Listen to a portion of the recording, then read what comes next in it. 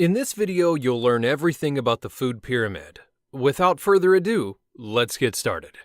So what exactly is the food pyramid? Well, it's a simple visual guide to the types and proportions of food that we should eat every day for good health. Food that contains the same type of nutrients are grouped together on each of the shelves of the food pyramid. This gives you a choice of different foods from which to choose a healthy diet. Using a food pyramid is a tool to follow different dietary guidelines and is a good start in the right direction. It will help you to get the right balance of nutritious food within your calorie range. Now we'll further elaborate on the different layers of the food pyramid. There are 3 layers of the food pyramid, which include 1. The foundation layer, 2. The middle layer, and 3. The top layer. Now let's have a look at the foundation layer. The foundation layer includes the 3 plant-based food groups, which are fruits, grains, vegetables, and legumes.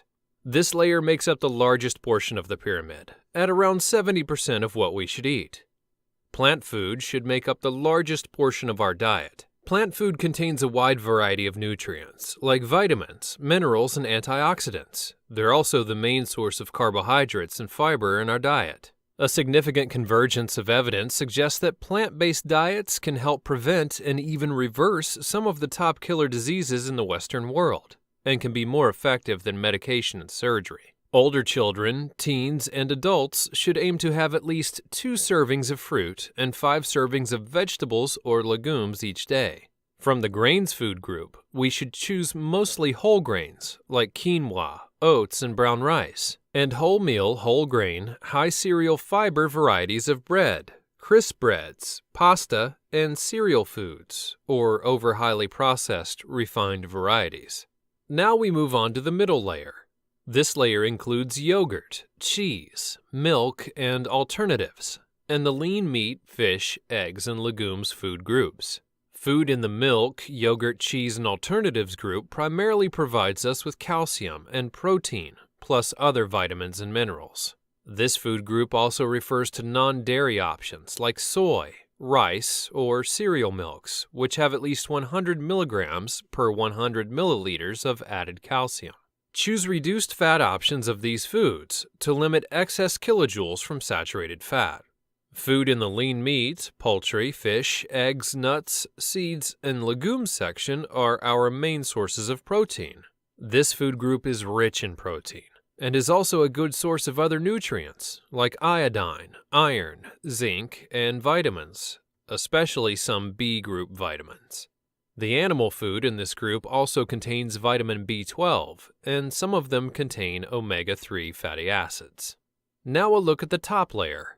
This layer refers to healthy fats that we need small amounts of every day to support heart health and brain function. The top level of the food pyramid consists of your non-essential foods, like fats, oil, and sweet. This is the only level of the pyramid that should be restricted. There are no serving guidelines for this level, and you should generally try to avoid foods that are high in fat or sugar. You should choose food that contains healthy fats instead of food that contains saturated fats and trans fat. Choose unrefined polyunsaturated and monounsaturated fats from plant sources, like extra virgin olive oil, nuts, and seed oils. Limit the amount of saturated fat that you consume and avoid trans fat. We also get healthy fats from food in other food groups, such as seeds, avocados, fish, and nuts. We need these healthy fats to support our health and brain function. Healthy eating guidelines. The shape of the food pyramid immediately suggests that some foods are good and some should be eaten more often, but also that others aren't so good and should only be eaten occasionally. The layers represent major food groups that contribute to the total diet. But how do you link them together? 1. Choose water. 2. Increase herbs and spices. 3. Limit your salt and added sugar. 4. Limit sodium. And 5. Limit added sugar. Water. Water is one of the most essential elements to health. A mere 2% drop in our body's water supply can trigger signs of dehydration. A healthy sedentary adult living in a temperate climate should drink at least 1.5 liters of water per day. This level of water intake balances water loss and helps in keeping the body properly hydrated. The water you consume through food and drinks follows a very precise route to arrive in your cells, of which it is a vital constituent. Therefore, choose water as your main drink and avoid sugary options like soft drinks, sports drinks, and energy drinks. Increase herbs and spices.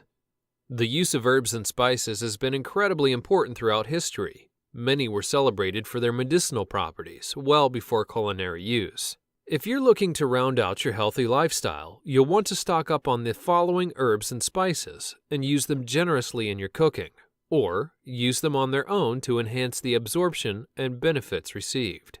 Some of the best examples are arrowroot, cinnamon, turmeric, basil, mint, cayenne, dillweed and seed, and curry powder. Limit salt and added sugar. The food pyramid reminds us to limit our intake of salt and added sugar.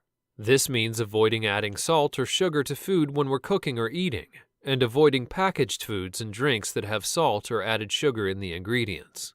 Some suggestions that can help you reduce your salt and sugar dependency include eating more home-cooked meals, choosing frozen over canned, or delaying in salting. Even reducing these by small amounts can make us healthier. And last but not least, there are 5 stages of change that have been conceptualized for a variety of problem behaviors. Each of these stages describes an individual's attitude toward behavior change. Trying to change behavior before one is ready usually results in failure to develop new healthy behaviors. Small steps are the best bet for long-term results. These 5 stages include pre-contemplation, contemplation, preparation, action, and maintenance. Pre-contemplation. The stage at which there is no intention to change behavior in the immediate or foreseeable future. Many individuals in this state are unaware or under-aware of their problems. They may not be ready for change. A good strategy? Assess knowledge, attitudes, and beliefs, and provide information to build on the existing knowledge. Contemplation. The stage in which people are aware that a problem exists and are seriously thinking about overcoming it, but have not yet made a commitment to change or take any action. Making the leap from thinking about change to taking action can be hard. Asking yourself about the pros or the benefits and the cons or the things that get in the way of changing your habits may be helpful. A good strategy is to discuss your motivation and barriers to change and your possible solutions. Preparation. If you're in the preparation stage, you are about to take action.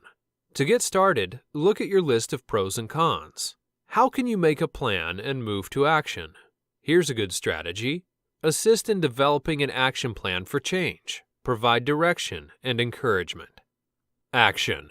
The stage in which individuals modify their behavior, experiences, or their environment in order to overcome their problems.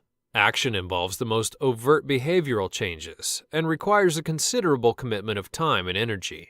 A good strategy? Reinforce decisions for change. Offer continued support and reinforcement for positive changes. Maintenance. Now that healthy eating and physical activity has become part of your routine, you need to keep things interesting, avoid slip-ups, and find ways to cope with what life throws at you. A good strategy? Add variety and stay motivated. Mix up your routine with new activities, physical activity buddies, recipes, rewards, and food.